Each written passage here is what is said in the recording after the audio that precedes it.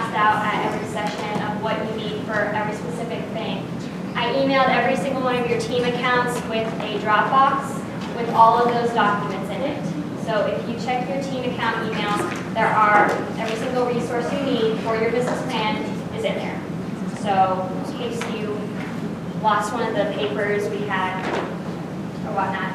Just a reminder to check the website because all those resources are on there, and if they aren't, just let me know. Oh, and we will be doing elevator pitches next week, so don't freak out. It's just a minute of you describing what your business is, etc. So if you have any questions, email me, call me. I would recommend you dressing up next week in business professional, as these are going to be recorded and shown at the Spirit of Entrepreneurship dinner. So I recommend dressing up next week. If we don't do it next week, then I'll let you know when it will be. Do you have a question? No. Oh. Are there any questions about anything? Business plan, the elevator pitches next week, attendance. Does anyone have any questions about anything? No?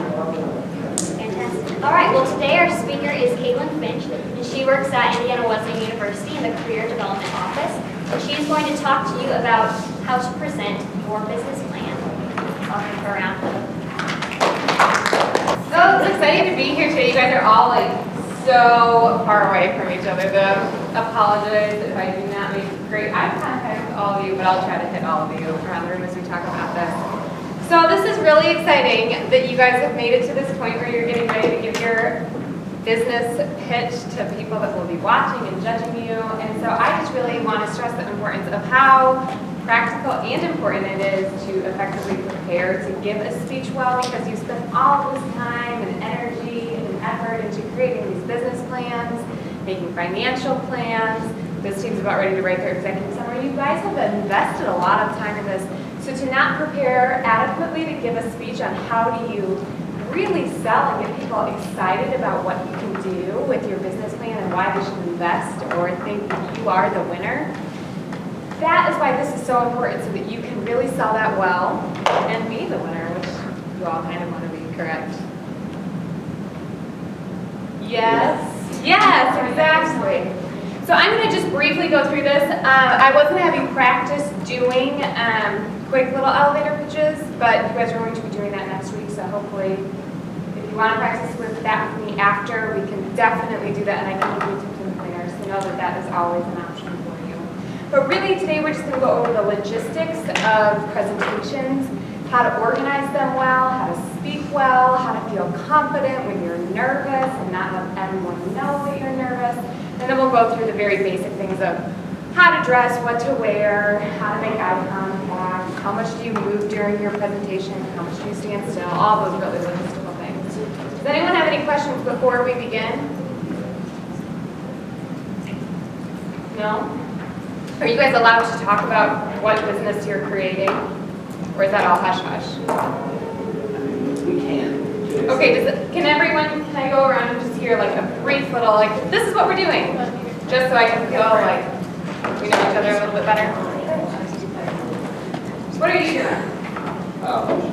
We, part of time here, an entertainment center for people of all ages, so we would start probably child stage, and then it would go up to like kind of elderly people who more or less upper 30s, but it's also available for people who are seniors. Okay. Great. How about you? We're doing a recording studio so that we can get like local upcoming artists out. Really neat. How about the table in the back? Technology consulting. Cool. Like, what does that mean? Right. Like we're gonna help fix people's computers, but then also help companies set them up and help them keep updated with the latest technology. Gotcha. Very cool. This table? We are doing a biodegradable water bottle. Okay. company. Very neat. What about you guys? Separate teams. Oh, I'm sorry.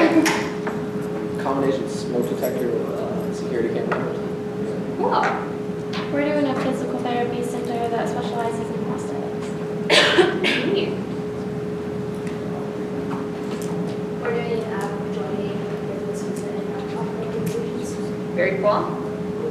A hotel. A hotel. And then, are you a hotel too? Or are you another team? Yes. Oh, you, okay, perfect. Well, great, these all sound like really exciting ideas, so I can't wait to hear your full presentation. So, when you think of a really awesome presentation, what are some of the things that the speaker does quite a bit in a presentation? What's that? Grabs your attention. What else? Eye contact. Eye contact.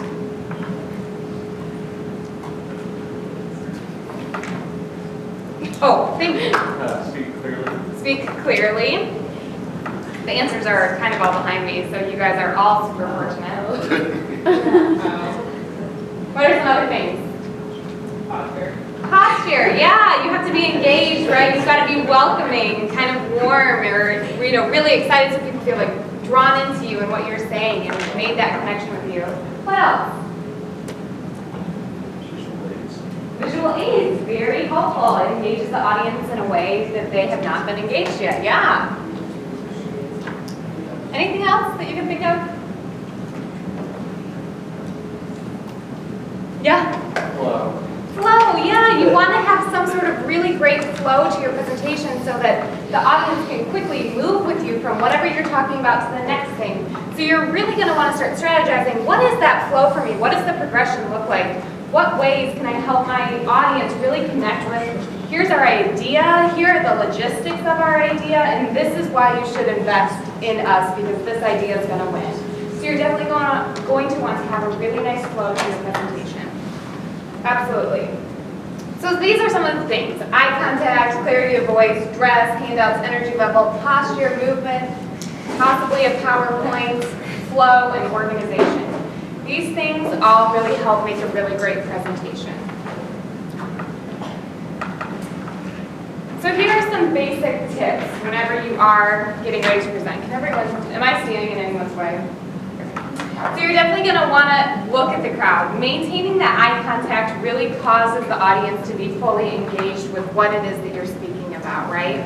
How many of you ever sit in class and your teacher will just stare and then you kind of feel like, uh-oh, and you kind of start flushing in your cheeks a little bit because you know they're probably going to call on you? Yeah, right. Eye contact is effective because it really calls the audience to listen well to what you're saying. That's definitely very important.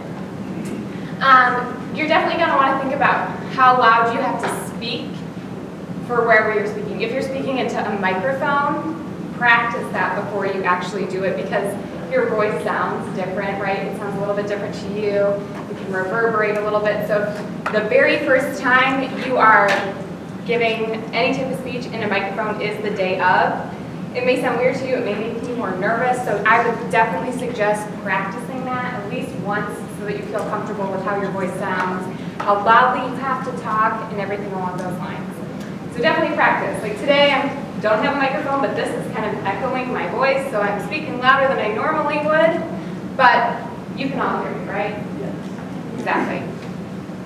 So enunciate your words. Definitely practice with peers and someone who is just observing, saying, hey, that sounds really great. I would do this instead of that. The more that you can practice as a team, and especially have other people listening and observing and giving you feedback, like, hey, you really have to speak clearly here, or you really have to stop moving around so much, or you really need to look at the left side of the audience because you spend all your time looking at the right. These are so helpful. It's awkward. It's never fun to have someone just sit there and critique you. But if you have people sitting critiquing you before you give your really big pitch, you will be so thankful because then you won't make as many mistakes when you're doing it. Definitely control your speed. So when we are nervous, it's always like, it's fast, right? You're kind of stumbling over words, you're getting anxious, then you're like starting to feel warm, then maybe start fidgeting, right? Has anyone ever been there? Right? Yeah, totally. We've all had that. But as you've practiced, you've slowed down, you've had people help you, you start to relax a little bit more. Move around a little bit, right? But you don't want to be doing circles to make people dizzy. But the movement helps you kind of progress with the flow. So often if you're starting to say something, you may want to start on this side of the room, right? You talk a little bit here, then you move closer to this side of the room, you're making your next point, kind of finish up over here, and by the end, like you've all followed me around the room and I've made eye contact with all of you at some point during that progression. And that makes the audience feel really engaged, and also they have to continue to think, okay, when are they gonna get to me? So they're more prone to like be looking up instead of maybe texting on their phones or scribbling notes. So just be mindful of that, that walking around a little bit and moving is gonna cause the audience to look at you more too. How many of you have ever done this? You get nervous, and then the first thing that comes out is,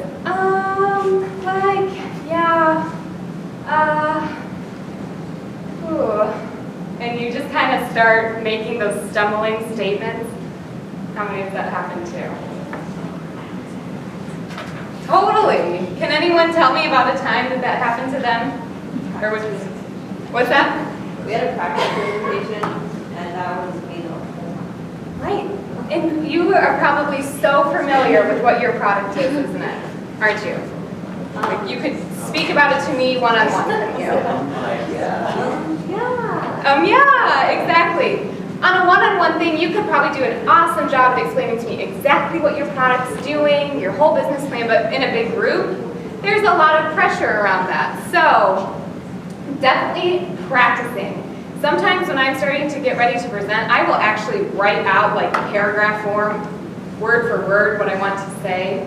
Now, you obviously are not going to take that up on stage with you, but it does become this helpful crutch because as you practice, when you're standing up there, you can start seeing the sentences, the paragraphs in your head, and then that kind of becomes your filler, like, oh yes, next I need to talk about this. So I can't reiterate the importance of practicing and really thinking through how this is going to work the best for you. Note cards, you can have, right? They can have note cards. Yes? Okay, so note cards are a great way to condense bigger sections so that you can have those trigger words. So as you're going through the presentation and you get to the point of like, ooh, shoot, what's next? Have the trigger words that prompt you to think, oh, okay, this is the next part of my speech written out so that it can help refresh you if you need it. And practice. So posture. Posture is really important when presenting. Now ladies, you're mostly probably going to be in heels, I'm guessing, because you'll be all spiffied up for this. Practice presenting in your shoes before you go do it for the first time. I have sat through some painful interviews where people have been standing for like 45 minutes, and it's not going to be that long. But it's like they haven't practiced standing, so they're always kind of like, it's just awkward because they're not used to standing in heels and presenting, and then all of a sudden they're like getting tired and shifting their weight a lot, and they're getting hunched over. So just practice that before you do it. It will save you a lot.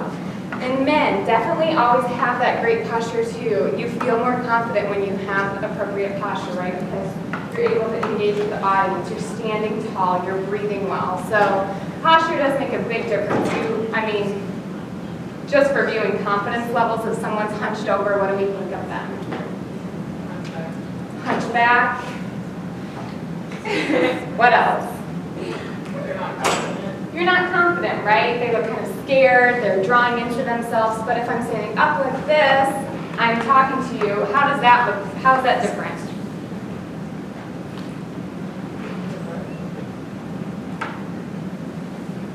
How is from this to this different? Like you know what you're doing. Right, like I know what I'm doing, I'm comfortable with my surroundings, so this is what we need to be thinking about as you're giving a presentation. I know this all seems very generic, but these are the things that really do start making a difference in good presentations.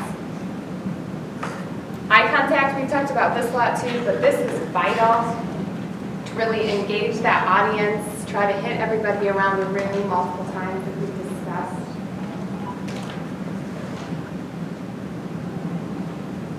Your energy level. How many of you feel like, yeah, I'm so enthusiastic about my product?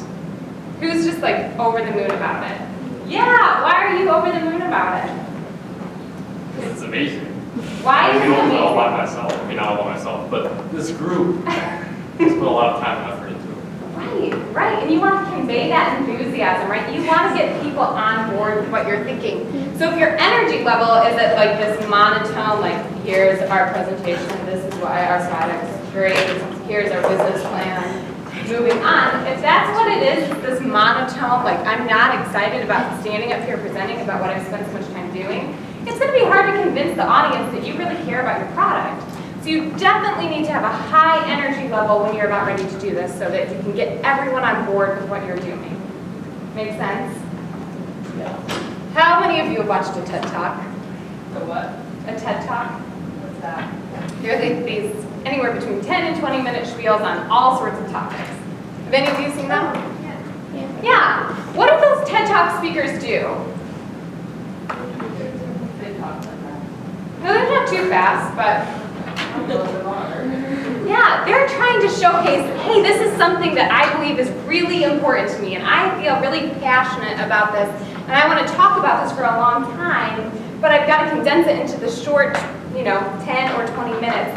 And they're engaging with their audiences. They're moving around. They definitely have a high energy level for the things that they're talking about, so that viewers can say, hey, I'm passionate about what you're passionate about too, and I want to keep hearing more and more about this. So I would highly suggest, if you haven't watched one, to just jump online to TED Talks and watch one, just so you can kind of see like someone giving a spiel or kind of giving a pitch, because that could give you some really helpful insights on what it could be like. So introductions, how important are introductions in any type of speech? What's that? Very important, yes. Your introduction can kind of make or break you, right? So if you don't start with a really good, catching introduction of why this is so important, why you're excited to be there, it's going to be hard for the audience to continue to be excited about what you're talking about. So giving a really hefty introduction to get people on board, to get people excited, that is really going to help your case. It's also imperative that you have really good conclusions, right? So you just lay out this whole business plan, you talk about your financial plan, everything that you've done, right?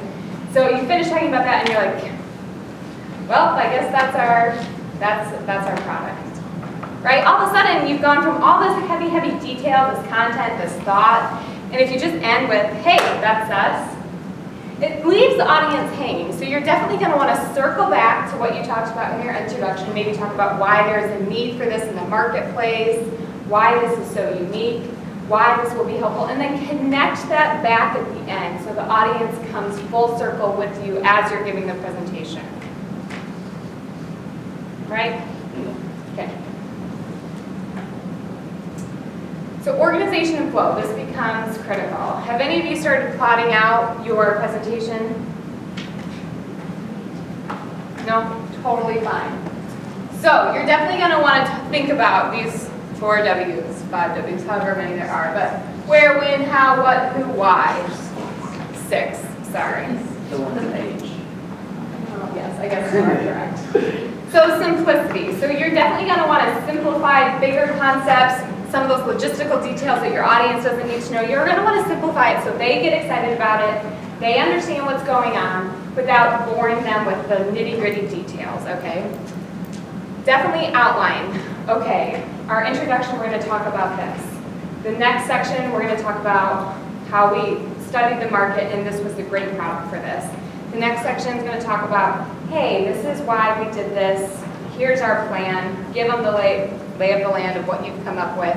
Maybe financial plans, whatever you need to do. And then the conclusion of why it's important. I have no idea if that's what they actually need to do in the pitch, but something along those lines of making it a very good progression, coming up with who is going to speak on that, practicing it all together, and really connecting the dots.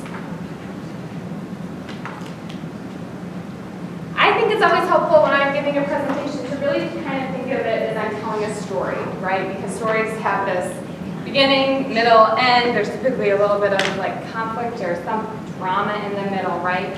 So if you can make your presentation kind of in this flow, it helps you keep that rhythm of I've said everything I need to say, and it keeps you in balance. So make sure when you're working with your team, you're definitely thinking through those things as well.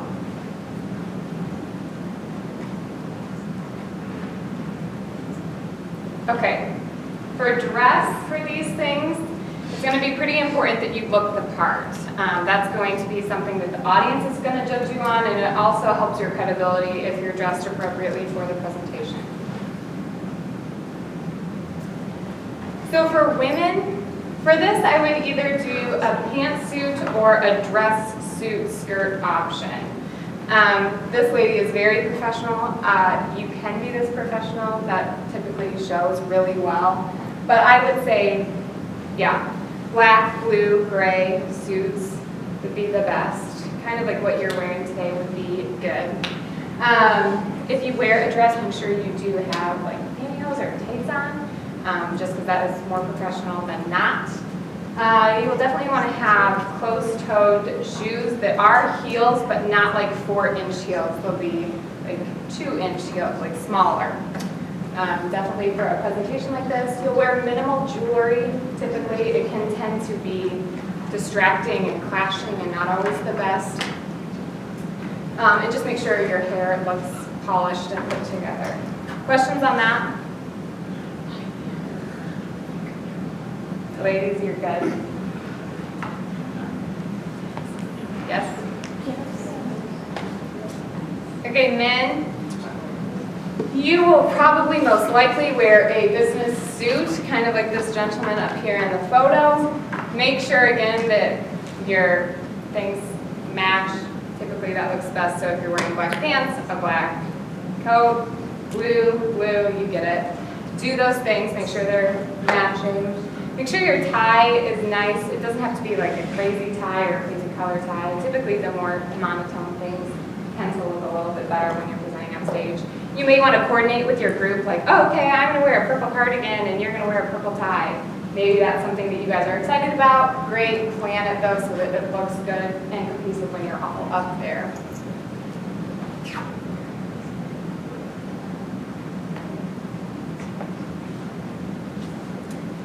While you're making a presentation, how many of you plan on making a Prezi or a PowerPoint or something to showcase this? Okay, what you're not going to want to do is make it like, here are all these words. You're going to want to pick out keywords or phrases that really represent your idea or product well. Do you have a question? No? Okay. Your idea or product well, and that you can that keeps you on track of like, oh, okay, this is where we are in the presentation. These are the points I need to hit. This is what I'm going to talk about. That's what you need to be thinking through on these prezzies. So fewer words are better. If they can be jumping points for you to remember this is where I need to explain that, that tends to be really helpful. Any type of graph is also really helpful to put up there so the audience can see, especially as you're talking about numbers and business plans. People get lost in numbers and they don't fully concentrate anymore on them. So if you can have a graph with that kind of stuff on it, that tends to be really helpful to have a visual aid that people can look up to and say, okay, great, I understand what you're talking about. That tends to be really good. Make sure, and you guys know this, but make sure the fonts are readable. Make sure you're using colors that can be seen. I would not suggest any bright colors, so if you're doing a Prezi, I know they have a lot of fun fonts and colors. Just make sure it's really legible for the audience to read so you're not straining them in any way. And do not stand backwards to your audience and read from your PowerPoint. Never. Positive. Handouts are also really helpful. I know you are making executive summaries for all of your things. This would be a great thing to give into the audience if you're able, maybe with a financial plan so they can have that in front of them to say like, oh, okay, this is what this group is doing. You hand it out. That's really helpful. They can jot notes on it. They can remember things. So if you have that, really great. But make sure, again, that your handout looks cohesive with the PowerPoint and everything else that you put together. Yeah? Hey, I always appreciate it. I do a lot of like interviewing and things. I always appreciate it when people print on thicker paper because it doesn't bend as easily. And when I'm stacking things up, that's the one that I can always, it always stands out to me, right? So I pull it back out there. I don't know, it's just a good philosophy. Good? Questions on handouts? Media backups. Are they responsible for bringing their own stuff? For a presentation? Yeah. Okay. So make sure that you guys have extra copy or, you know, the flash drives that you have. Make sure the presentation's saved on a couple. Make sure you've emailed it to yourself. Make sure you can get it if you're doing Prezi. Make sure you've saved it the right way. I've had a couple Prezi fails. So just make sure that you're ready to go on that and you have everything you need. Make sure you do your printing of your handouts the day before, everything along those lines. If possible, bring your own computer in case something goes wrong that day and you are somehow going to need to plug in your computer to do it. Anything along those lines. So just bring that stuff with you so you're not panicked about it when you get there. And when to arrive, when do you think you should arrive for all of this? Exactly. Give yourself time to get comfortable with the space. Make sure that PowerPoint is loaded the right way. Make sure you can kind of feel the space and see the people coming. Any last minute thing that you guys need to do, if you want to practice it one more time, you'll all be there together to get ready to go. So that is what I would advise. Okay. Questions on any of that? I know we went through it really fast, but I'm supposed to look at your business plans after, so hopefully, do you have any questions on presentation?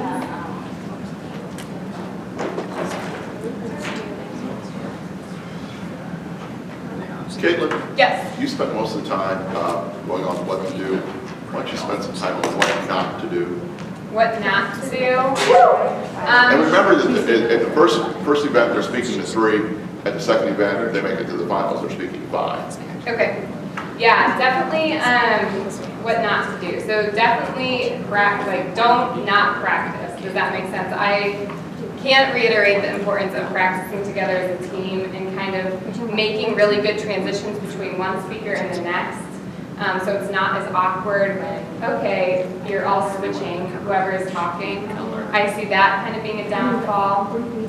Make sure that when you're not speaking and you're in the team, make sure that you're actually engaging with what your team member is saying. Because if you put on this posture of like, while they're talking, that doesn't make me feel really good as like you're excited about them. So you need to continue to be excited about your presentation even when you're not the one speaking about it, because if your members of your team aren't excited, I don't know if I can get excited about that. Do you know what I mean?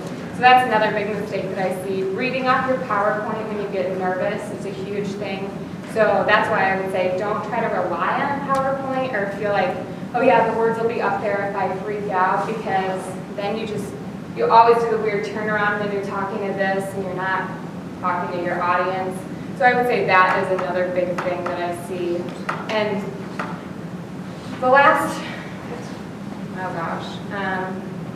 being appropriately dressed, I hate to say it, but that's usually sometimes a downfall. So make sure that you thought about that definitely before you give a presentation. There's 2 items that I would add to that. One is make sure, no matter what you do, all your numbers tie. So the same number, if you have sales in 2 different places, make sure they're the same number.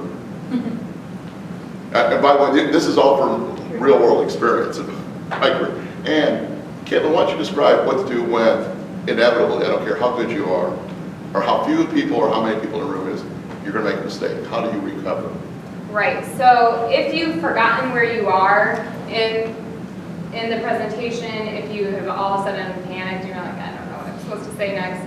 Instead of apologizing for it 500 times and making everyone just kind of notice your mistake more, it's always better to just kind of take a second. It's going to be awkward, the silence, but I can guarantee you the silence of you collecting your thoughts, thinking through this is where I need to start again, is way, way, way better than you fumbling through like, oh my gosh, I'm so sorry, I didn't mean to do that, because then you're spending all your energy thinking through, oh crap, what am I supposed to say? And then all of a sudden you're like, I don't know, I've just been apologizing for 15 seconds, and now I can't get back on track. It's also really helpful if you kind of have thought through the whole presentation. So if, heaven forbid, one of your teammates faints or something along those lines, the worst case scenario, right? That you can jump in and you can be like, I wasn't planning on giving this financial report, but I'm going to do it because I know it well too. So I would say don't only focus on your portion of the presentation, but be in a position where you can be prepared to grab somebody else's if you need to do it. Does that help? Yes. We can continue this dialogue. Do you guys find this helpful? Yeah. Yes. Okay. So you got 3 people you've never met, and they're my age, they're mature adults. As opposed to something was going on about these old people being 30, one of the groups. I was so proud of that. How do you establish knowledge and that this is yours and that you're a peer in essence? that you are a a peer, that you actually are just not Yeah. some young kid. Absolutely. And this is where doing your research on, will they be able to research who the judges are? Or is it? Yeah, we'll give those, we have that, and we'll give those, that should be, we'll give, make sure we do that. We'll give the judges next So meeting. it's kind of like when you go for an interview, right? Like if you are not well prepared on who is going to interview you or what the job is, it's going to be a hard time connecting with them.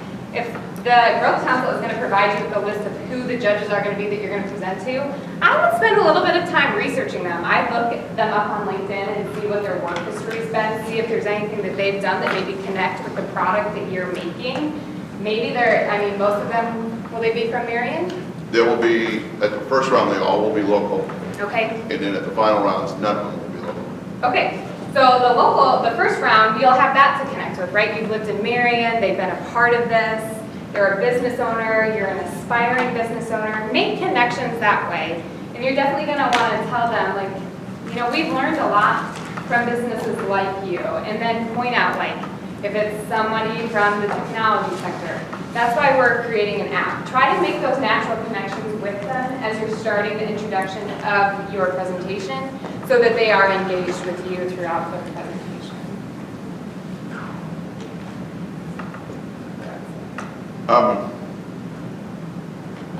I also would add to that little thing is not only make connections, but be prepared that if all of a sudden you have a whole panel of, I don't remember the makeup of the panels, there's a lot of financial people, anticipate where their questions are going to come from.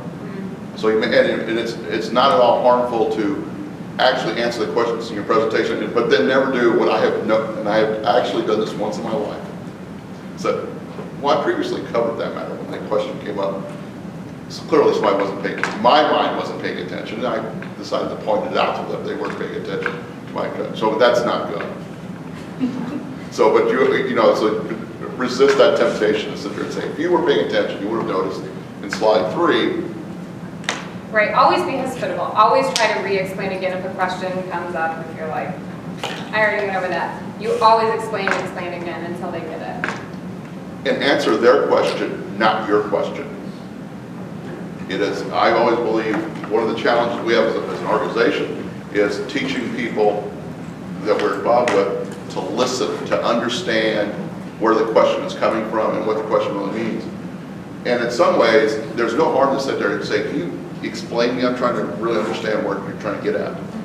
And listen to the question, because I've seen many presentations crack because they thought they knew where the question was, didn't really pay attention, wanted so quick to answer the question, went out in this tangent that just didn't relate. Can I ask you a question? Yeah, Like when you first, like your introduction, how you said it's a good part. great. When you come in with like your handouts and stuff, how do you plan, like what's a good way to go about like getting them to them without being like, hold on, let me take a second, let me pass this out. Like, how do I get that to them formally and on point? Sure, absolutely. So will they have the opportunity to place stuff before the judges even arrive? Yeah. Yeah, so that's what I would do. I would place it at their seats, and I don't know, put name cards or something like that that will help distinguish who it is. But if you can place, you know, your handouts at the table, when you begin, you can say, you know, we're this team, this is what we're selling. We've provided you with some handouts that are in front of you, and then they'll typically grab them and look at them. That is the most probably appropriate way. And we will do this competition, the Business and Law competition will be in this room, if I'm right, Brian? Mr. Arms. The competition is in this room, right? Actually, it's over in the admin building. So, oh, it's in the boardroom? Yes, Okay. just like last time.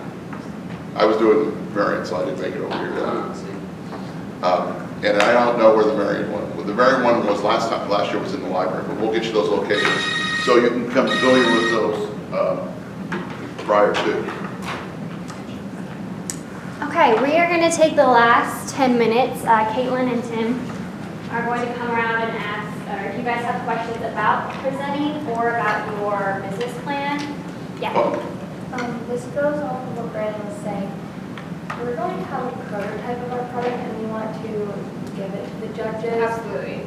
Do you think we should place it before and just, do you think we should tell them that that's our product or? Kind of, there's this whole, like, in marketing, there's this whole, like, hey, if there's a mystery around it, it's automatically more exciting. So I think if you have a prototype of your water bottle in front of them, they'll be like, what's this for? And they'll be thinking about it, and then when you've explained it, they'll be like, oh my gosh, this is it.